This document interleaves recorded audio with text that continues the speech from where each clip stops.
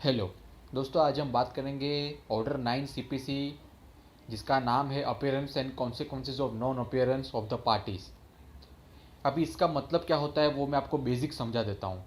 देखिए, जो प्लेंटिफ होता है सबसे पहले उसके साथ कुछ गलत होता है, उसके राइट जो है वो वायलेट हो जाते हैं। तो प्लेंटिफ क्या करता है, कोर्ट में केस फाइल करता है। ठीक है, अब केस फाइल करने के बाद वो अकेला तो नहीं लड़ेगा ना, सामने वाली पार्टी भी कोर्ट में आएगी जो उसके ऑपोजिशन में होगी, जो उसके विरुद्ध में होगी, जिसको बोलते हैं डिफेंडेंट। ठीक है, अब डिफेंडेंट कोर्ट में आया तो क्या होगा, अगर नहीं आता है तो क्या उसका असर पड़ेगा केस के ऊपर।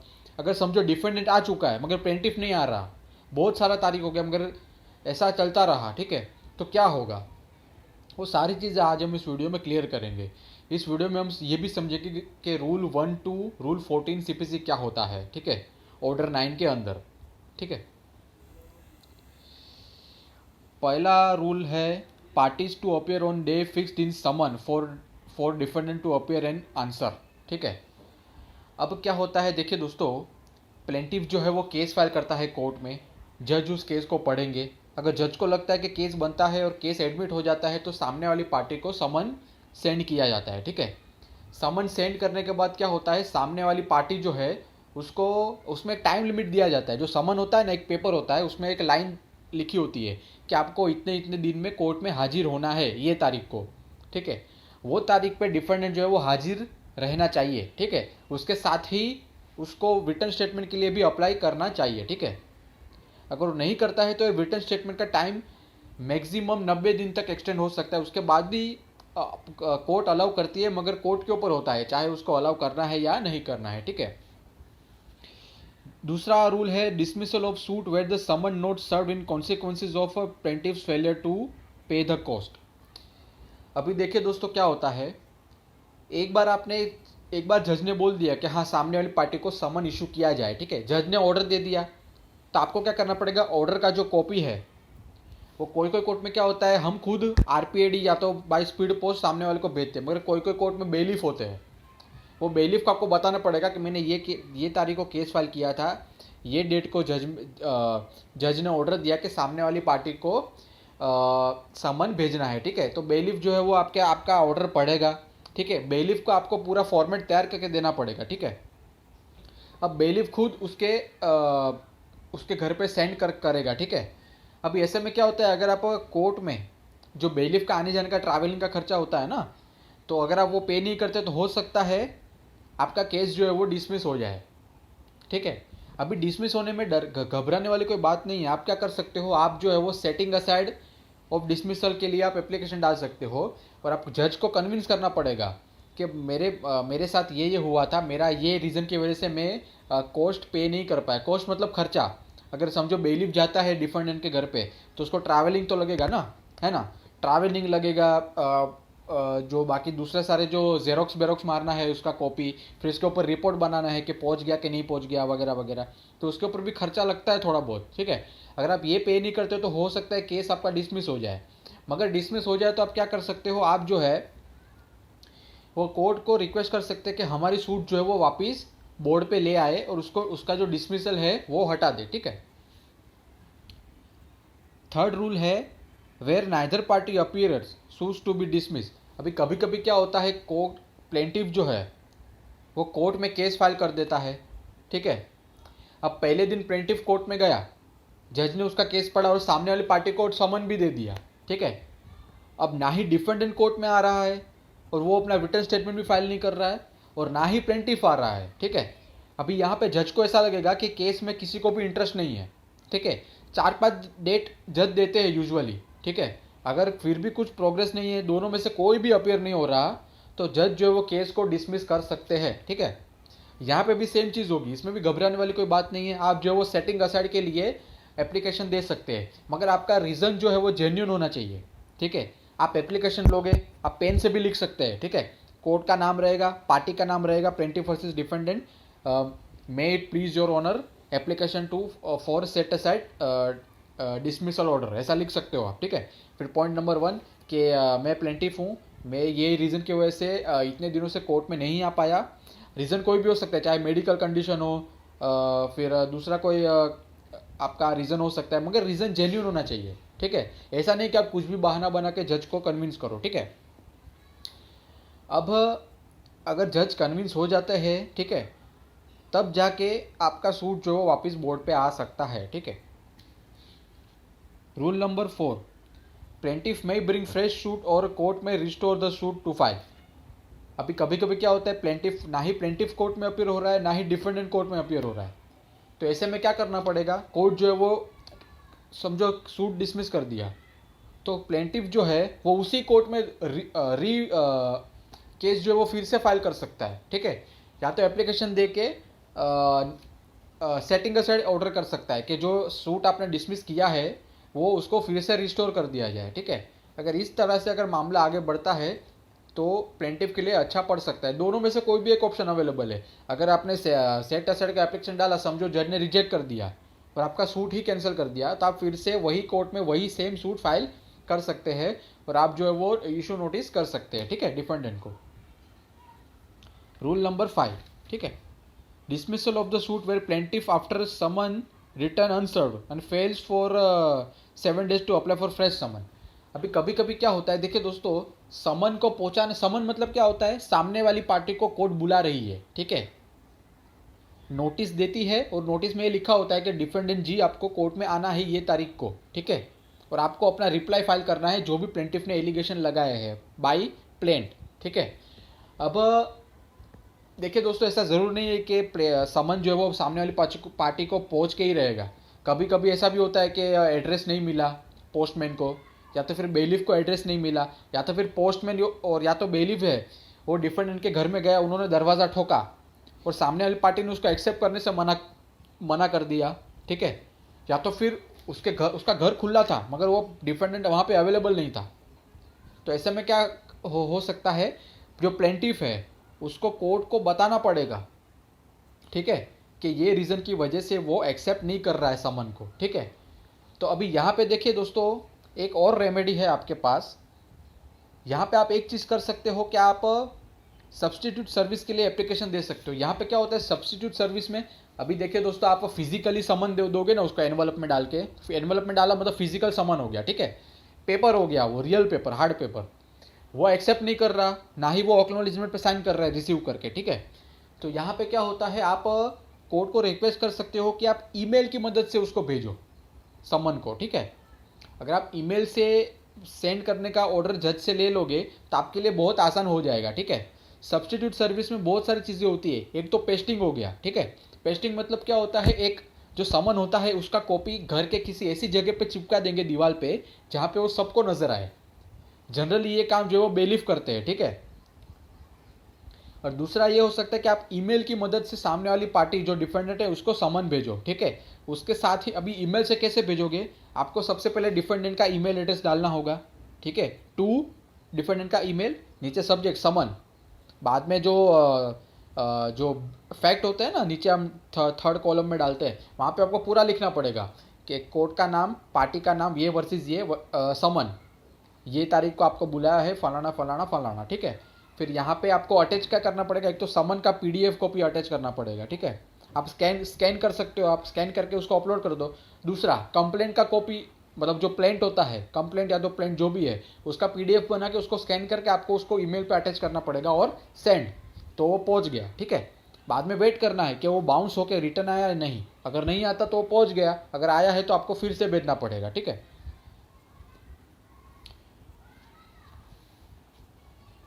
रूल नंबर 6, ठीक है, procedure when only plaintiff appears, ठीक है। अभी यहाँ पे क्या होता है, where the plaintiff appears and the defendant does not appear then suit is called for hearing then.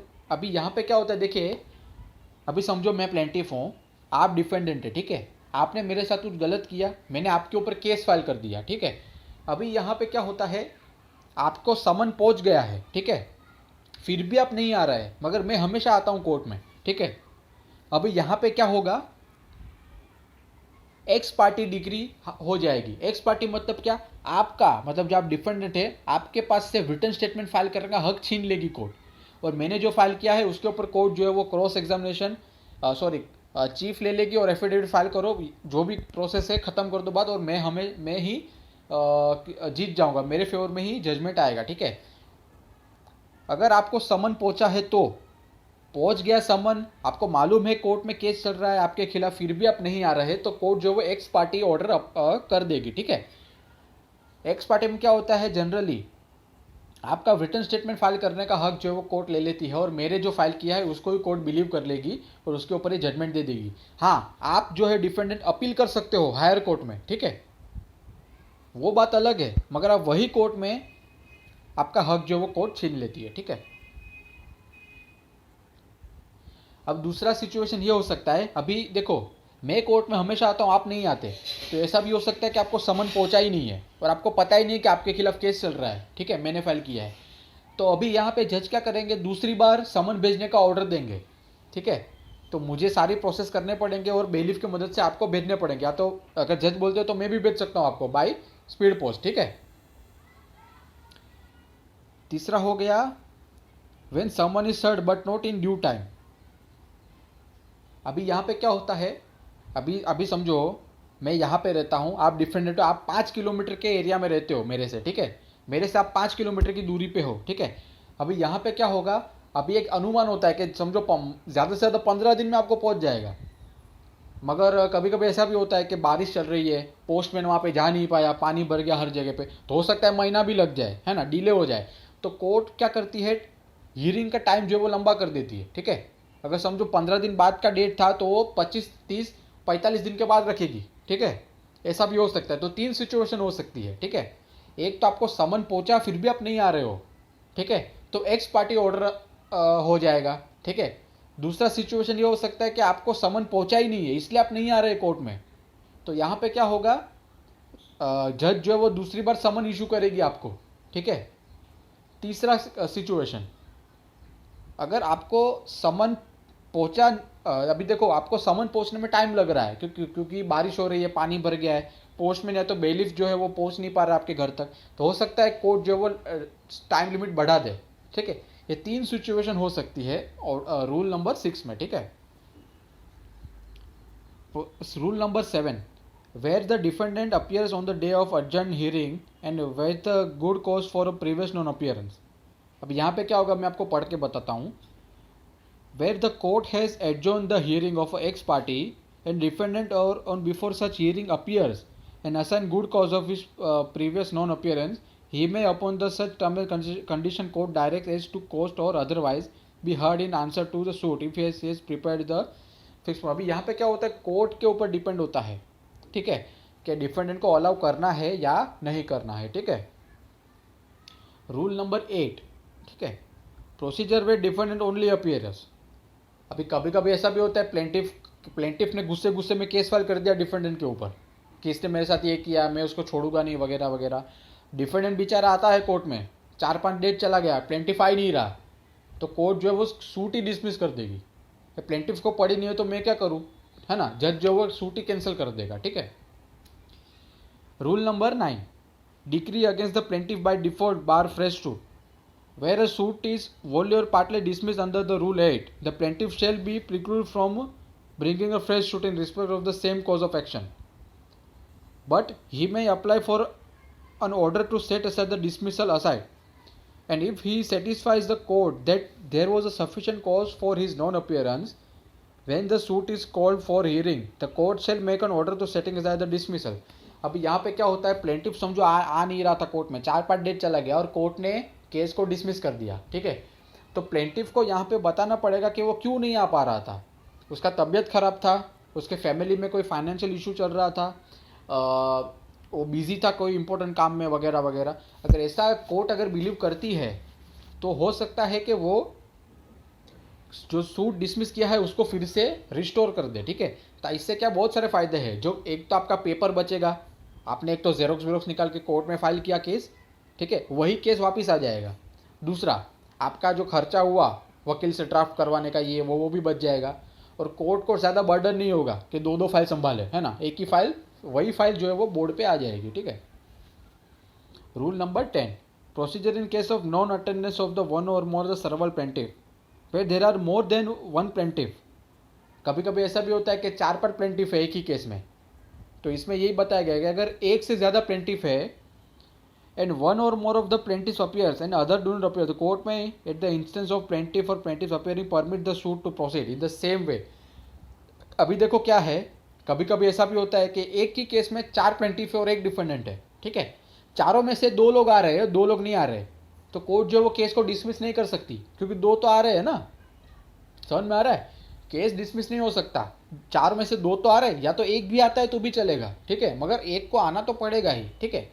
लेकिन कभी कभी ऐसा भी होता है कि आप एक आध दिन नहीं आ पाए तो चलता है, इतना स्ट्रिक्ट नहीं होता कि एक दिन नहीं गए तो कोर्ट केस डिसमिस हो जाएगा, ऐसा नहीं होता, ठीक है।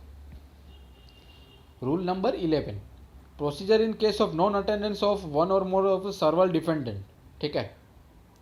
अभी यहाँ पे क्या होगा, मैं आपको पढ़ के बताता हूँ। Where there are more defendant than one and one और more defendant appear and the other do not appear, then the suit shall proceed and the court shall pronounce its judgment, make sure that it is respect to the defendant who appear who do not appear.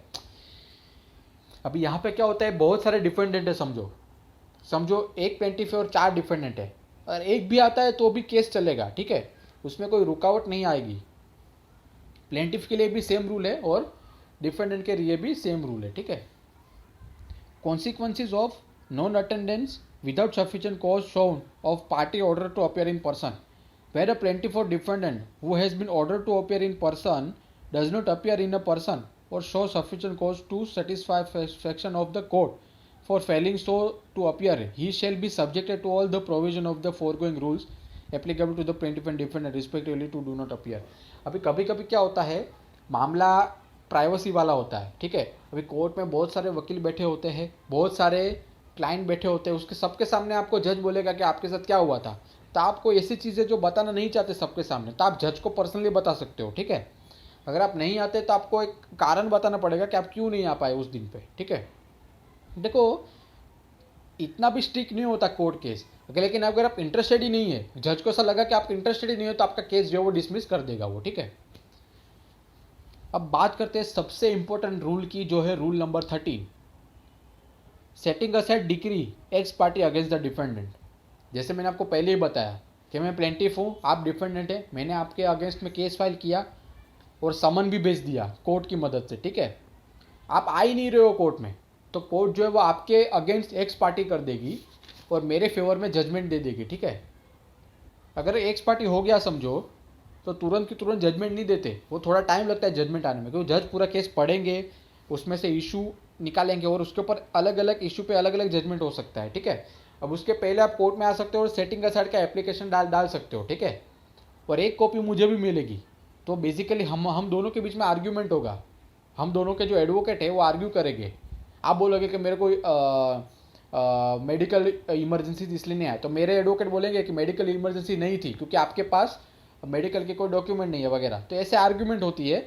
अगर आप जीतते हो तो set aside का order देते हैं court, अगर मैं जीतता हूँ तो आपका सेट असाइड का एप्लीकेशन रिजेक्ट हो जाएगा और मेरे फेवर में जजमेंट आ जाएगा, ठीक है। अब बात करते हैं रूल नंबर 14 की, no decree to be set aside without notice to the opposite party. जैसे मैंने आपको बताया, ठीक है। अब देखिए, आप सेट असाइड का एप्लीकेशन डालते हैं कोर्ट में, ठीक है, आप डिफेंडेंट है ना, आपने सेटिंग असाइड का एप्लीकेशन डाला कोर्ट में और मैं प्लेंटिफ हूँ, तो आपको एक कॉपी मुझे भी भेजनी पड़ेगी, ठीक है।